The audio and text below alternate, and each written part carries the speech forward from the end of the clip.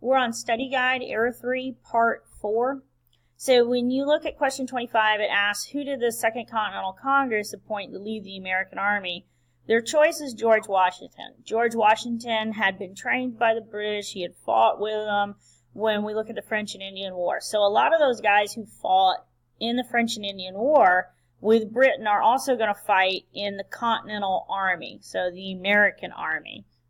And Washington has this task to lead them, and it's going to be hard because the 13 colonies are 13 different kind of individuals, and he has to unite them, and he has to have money to actually buy food and have food and supplies for his soldiers. So he has a difficult task ahead of him. And so the Second Continental Congress is important. They're important because, yes, they create an army and navy, and they get George Washington. They're the ones who are actually going to issue the Declaration of Independence, written by Thomas Jefferson. They're going to be the ones who help out with the Articles of Confederation. But they actually do a lot. They're really the government during the American Revolution. It's all 13 colonies are joined together in this Continental Congress trying to run this colony, this nation, as time goes on, into a successful country. And it just takes them a while, and George Washington is their choice because he seems like a natural fit to lead our army. Question 26 is, how did the colonists try to resolve their issues with Britain, and what was the king's response? Typically, the colonies in the beginning tried to write letters. You're talking about men who are trying to argue it politically. So they tried a lot of letter writing, and a lot of times the king just doesn't respond. Reads the letters, feels that it's beneath him to respond. It's just not something that he feels is necessarily a high issue or a high complaint. And this is where we get that old saying, the pen is mightier than the sword. So the colonists, who are really kind of a lot of our founding fathers, they really believe that the pen was mightier than the sword. But as time goes on, Sam Adams is going to convince them that, no, the sword is mightier than the pen. Question 27 is, who is the author of the pamphlet called Common Sense, and how did it influence American colonists? Thomas Paine, T-Paine here, he is going to go ahead and write this beautiful pamphlet called Common Sense. And basically he tells you, well, you're stupid if you don't side with the Patriots, okay? Right now, he writes this in January 1776. We have not declared independence. January 1776 is a really dark time in the Revolution. You have a lot of people who are deserting the Continental Army. Washington is sweating it out, he has a real hard time getting the soldiers to stay with him. He's not really winning. The British are winning. We're not declaring our freedom yet. We're just kind of in a family dispute at the moment. So they don't really have a whole lot fighting, like momentum and motive. And so it kind of looks like dark times. And then you have the colonists themselves who aren't serving, who are wish-washy. One day they're a patriot. I support this fighting. And then the next day they're a loyalist. They're back with King George III in Parliament. And so he basically says, pick a side. So he made arguments against Britain where everyone could understand it. He breaks it down pretty simple to you. He says, basically, if you're stupid, then, you can stay with a loyalist, you can stay with George. But if you're not stupid and you actually have a lick of sense, then side with the Patriots. He actually lists, all the things that he feels are wrong. He brings up the Enlightenment philosophy. He says that men have a right to rule. They have natural rights. So Thomas Paine uses other Enlightenment philosophers and himself, and he formalizes it all in this common sense. And Thomas Jefferson, when he writes the Declaration at the end of June, because this is January 1776, 6 months down the road, Thomas Jefferson is sitting writing the Declaration of Independence, having been a reader of Common Sense, borrows tremendously from it for the Declaration of Independence. And he uses a lot of that Enlightenment philosophy in it, but he uses a lot of common sense when he's writing it.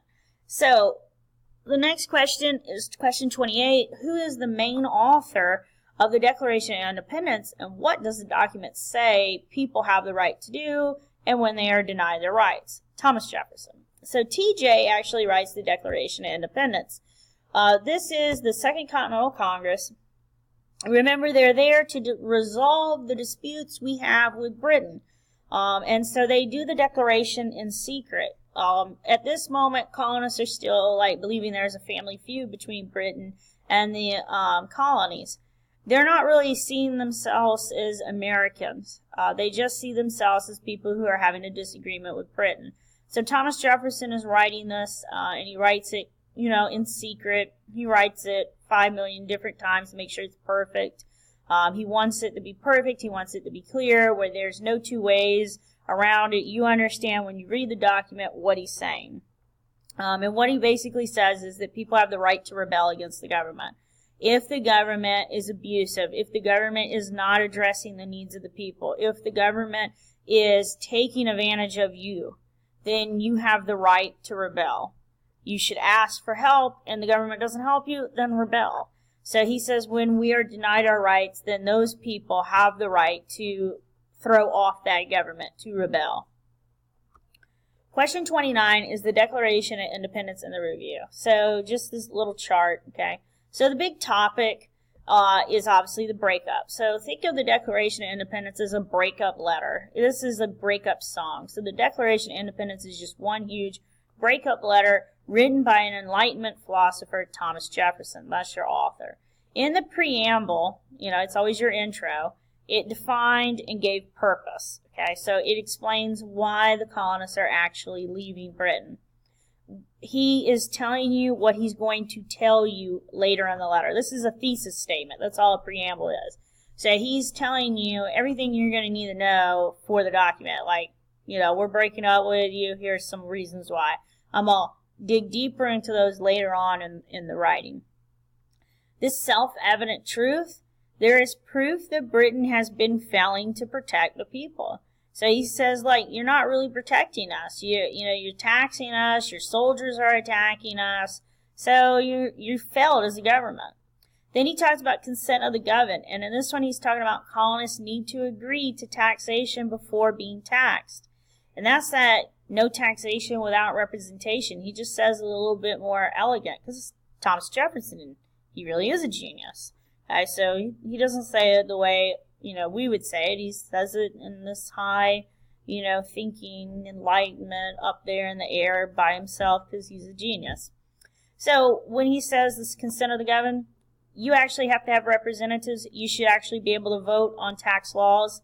Consent to the laws. That's what he's saying. And he says they're not getting it because they don't have a representative in Parliament. Why can people alter a government?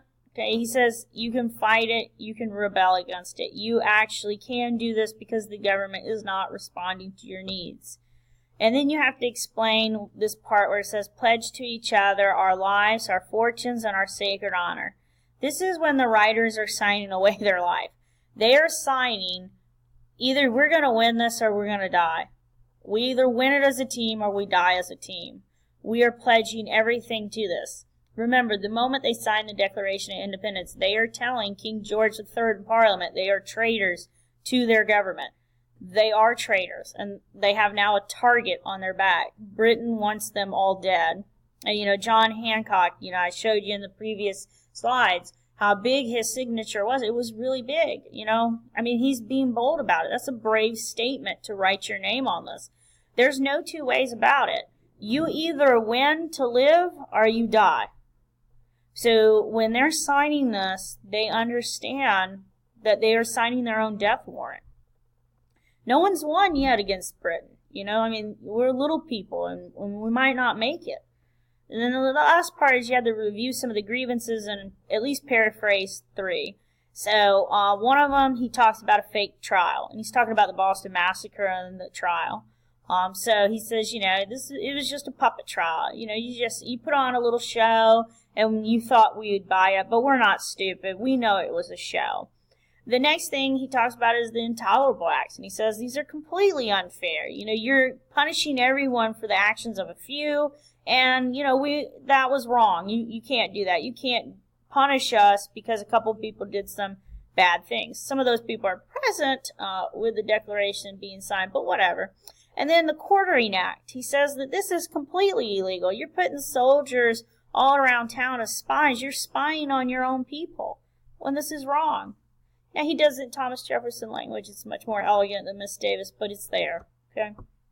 Question 30, you had to look at the cause, the Boston Tea Party, and the result. So what causes the Boston Tea Party? The Tea Act. You know, the Sons of Liberty never would have got on that vote had they not done the Tea Act. The Tea Act is the propeller, the perpetrator of the act. So Boston Tea Party happens thanks to that. That's the trigger. So those Sons of Liberty dress up, they get on the boat, they throw all the king's tea overboard, and Britain has to respond. They have to respond with intolerable acts. Britain has to respond or else they look weak. You have to sometimes respond as a government. Now, maybe they didn't have to respond the way they did. They could have maybe responded a different way, but Britain did what they thought was best at the moment. Question 31, we looked at a couple of battle charts when we looked at like bad blood and stuff. So one of the first ones is Lexington and Concord. The significance of that is a shot heard round the world. You know, that is when little people say, no more tyranny. We don't have to take it. At Bunker Hill or Breed's Hill, remember the colonists, and it's colonists at this point, they are fighting the British because there's weapons here, and they're trying to hold on to them as long as they can. The colonist general, the colonist leader, the officer at Bunker's Hill or Breed's Hill, he tells them, I want you to fire when you see the whites of their eyes. So don't fire until you can see the whites of their eyes. Yeah, that's pretty strong, man. You know, that's pretty up close. And so the colonists do make a lasting impact. There's like 1,000 British soldiers that die to the 400 colonists who die. But it shows that the colonists aren't going to back down. Now, the colonists lose Bunker Hill. The British take it. But what the colonists show is that they could and they would fight. And they fight pretty good against the British, you know. Trenton is in New Jersey, so Trenton, Princeton. Washington proves here he can win. So the Hessian soldiers are German mercenaries that King George III and Parliament have hired now to fight the colonists. And what he decides to do is, you know, he hears them. They're getting a little wild over there across the Delaware River. They're getting drunk. They're happy because they're German mercenaries. They're good at what they do, or else they wouldn't be hired out. So they typically win a war for you. So they feel pretty self-assured that they're going to win, and they get a little buck wild. And Washington, in the middle of the night, crosses the Delaware River. It's really, really cold. And he crosses, and then surprise attack in the morning in that light that shines in your eye. And for people who have been drinking, that's not good. There's a lot of noise. They're stumbling around. So Washington wins, and he proves he's a good strategist at it. You know, that's a pretty good tactic. Now, Saratoga is the next battle. We are Americans now. Okay, so we're Americans at Trenton, we're Americans at Saratoga, and we're definitely Americans at Yorktown. So the Declaration's been announced. At Saratoga, the French are now going to side with America. We have actually won Saratoga. It's in New York. And it shows the French that we can win. This is in 1777. The French are on the sideline. You know, if you side with the colonies and the colonies lose, or if you side with America now and America loses, once Britain's done beating the crap out of the Americans, they're now going to beat the crap out of you because you sided with their enemy. So it's kind of one of those things where you might want to wait and see. And the French did wait and see. So the French king goes ahead and pledges his support, his money, his navy, his soldiers to helping us fight. And that is part of the reason why we're going to win. The French help has actually enabled the American victory. At Yorktown, Britain is going to surrender to us. The French are out there on the ocean, Washington is on land, and Cornwallis is in the middle, and all they're going to do is circle the guy and continue to close the circle in, and he looks around and he's like, we've lost it. And so, not him, but one of his lower ranks surrenders to Washington, and the war is over. And this is in 1881. It takes 2 years to get the Treaty of Paris signed. So that tells you there's a lot of tension after this war.